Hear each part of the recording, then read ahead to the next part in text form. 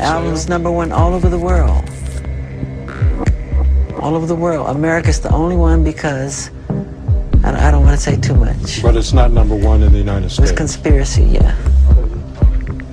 I don't want to say too much. I'm done.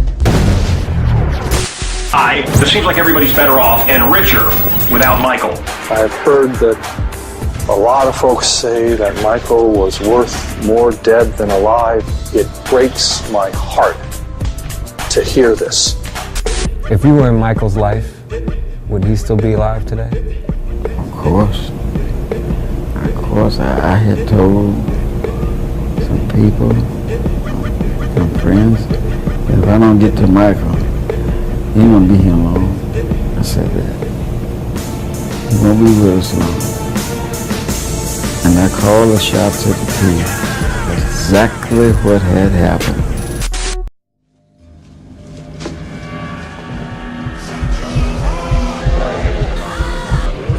I've got one that can see. There are no limits. But I understand in 2005 you were with him and actually took him to a hospital at one point, correct? Yes, that's right. That was the last week of the trial. And when I got a call from Joe and a message from his mother that I needed to come out and just take a look at him because they was worried about his demeanor. When I get there, I go to the trial. From there, we go back to Netherlands.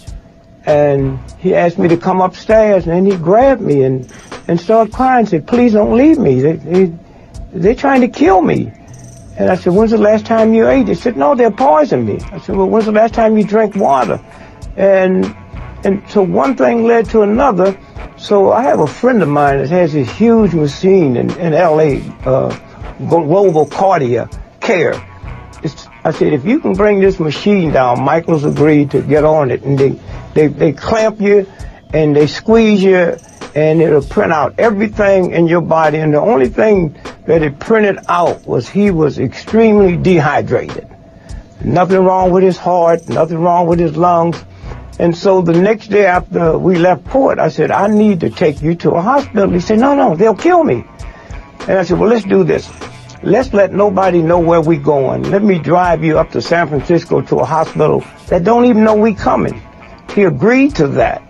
And then I said, "Look, 20 miles away from here, let's go to one of these hospitals." And we went to a hospital, and they examined him, and at 5:30, or a little bit before 6, they started intravenously putting liquid in him. At 6 o'clock the next morning, they were still putting water in him. And the doctor said to me, had he waited 12 more hours, he would have been dead. What's going through your mind when you're taken into a police station in handcuffs to have a mug shot taken that you know is going to be shown around the world?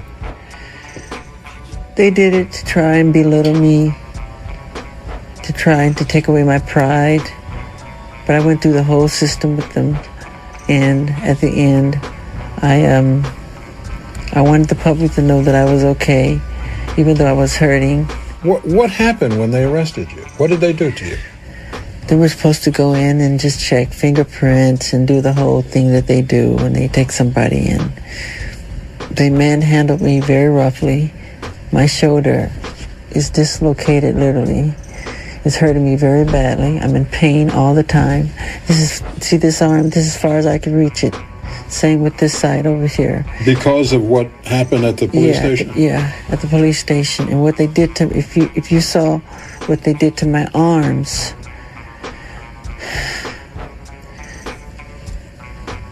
it was very bad what they did. It was very swollen. I don't want to say. But how You'll see. We were given this photograph said to be taken after Michael Jackson was released on bail. Jackson says the swelling above his wrist is where the police handcuffed him. How did they do it? I mean, what did they do? With the handcuffs, the way they tied them too tight behind my back. Behind your back? Yeah, and they put it in a certain position, knowing that it's going to hurt and affect my back. Now I can't move. It keeps me from sleeping at night. I can't sleep at night. And Jackson says there was more. One time I asked to use the restroom, and they said, sure, it's right around the corner there. Once I went in the restroom, they locked me in there for like 45 minutes. There was doo-doo feces thrown all over the walls, the floor, the ceiling, and it stunk so bad. Then one of the policemen came by the window and he made a sarcastic remark. He said, does it smell good enough for you in there? How do you like the smell? Is it good? And I just simply said, it's all right. Now here's how clever they are. When they came out with the will, his 3 children's name was misspelled. Huh? So the day he was supposed to have signed it. So it's a fake will. It's a fake will. That's what I'm saying. This is a 22-page document of all the acts he owned in alphabetical order. That old Beatles stuff, that's chump change. What's that headline say? List of Sony/ATV music publishing artists. Sony/AT Music Publishing is a music publishing company co-owned by the estate of Michael Jackson and Sony. Michael owns 50% of all country western music. He owns 63% of Dolly Parton. Huh?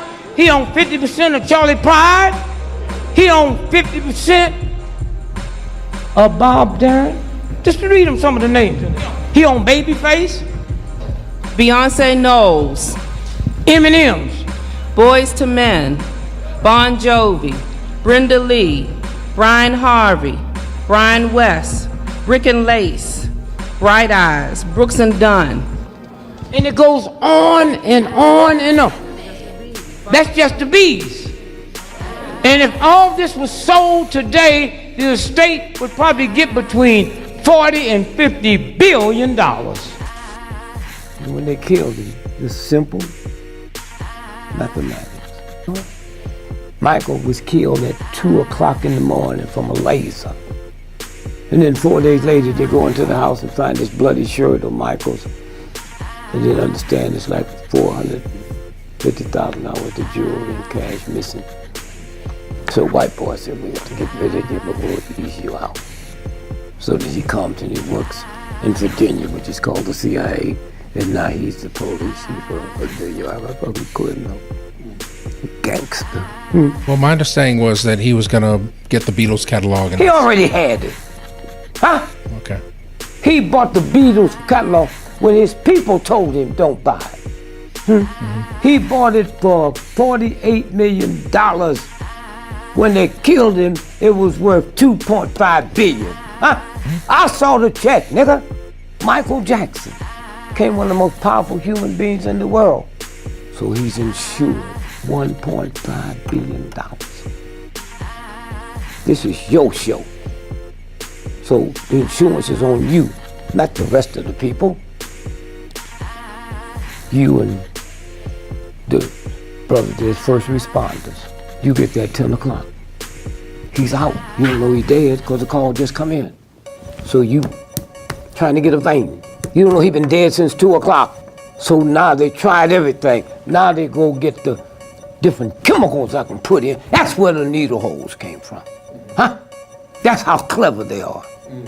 The folks that's doing it don't know it. They're just trying to bring them out. Got needle in there. Yeah. Sure, they got needle holes. But that's where they came from. Huh? That's where they came from. Okay? And the old punk doctor, he know nothing about it.